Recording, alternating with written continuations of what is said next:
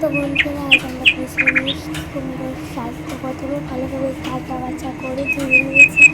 এরপর কিন্তু গ্যাস চালিয়ে পাত্র বসিয়ে তার মধ্যে দিয়ে দিচ্ছি মিষ্টি কুমড়োর শাকগুলো। তারপর পরিমাণ মতো লবণ, যদি তোমরা চাও তাহলে সামান্য একটু হলুদ দিতেও পারো, না দিলেও হয়। তবে আমি পেঁয়াজ দিই তো, তার জন্যে শাকে সামান্য একটু হলুদ দিই। তারপরে কাঁচা লঙ্কা চেরা, সামান্য একটু জল। তো দেখো প্রেশার কুকারটা দিচ্ছি। আর হ্যাঁ, আমি পেঁয়াজটা দিতে ভুলে গেছিলাম, তো পেঁয়াজটা দিয়ে দিলাম। আগে থেকে কিন্তু আমি কুচিয়ে রেখেছিলাম, তবে কিন্তু হাতের কাছে সমস্ত জিনিস পাওয়া যায়। এরপরে প্রেশার কুকারের ঢাকনাটা লাগিয়ে গ্যাসটাকে হারিয়ে দিয়ে দিচ্ছি।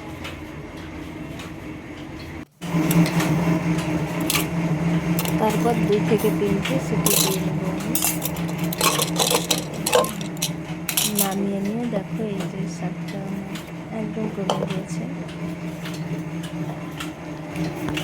তারপরে একটা শুকনো কড়াই নিয়ে তাতে শুকনো লঙ্কা দিয়ে দেব। তারপর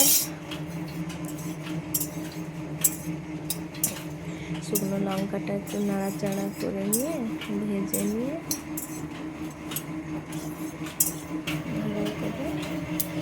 যখন শুকনো লঙ্কা গ্যাস ছাড়বে তখন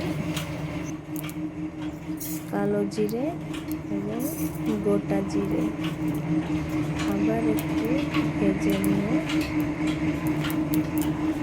সবগুলো একসঙ্গে করে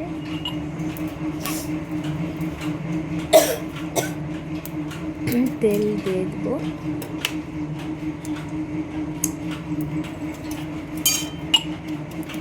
তেল দিয়ে এখানে আর একটু নাড়াচাড়া করে নেব।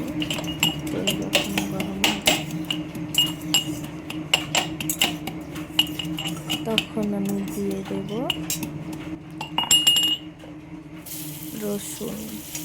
রসুন দিয়ে আর একটু হালকা ভেজে নেব।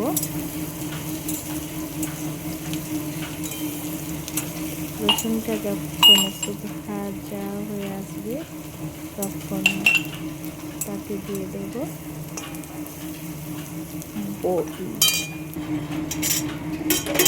বড়ি ভেঙে দিয়ে দেব। এরপর ভালোভাবে নাড়াচাড়া করে দেবো। ভালো করে বড়িটা একটু লাল লাল করে ভেজে নিয়ে তার মধ্যে শাকটি দিয়ে দেবো। তারপরে কিন্তু ভালোভাবে নাড়াচাড়া করে নিতে হবে, নাহলে শাকটি নিচে যেতে পারে।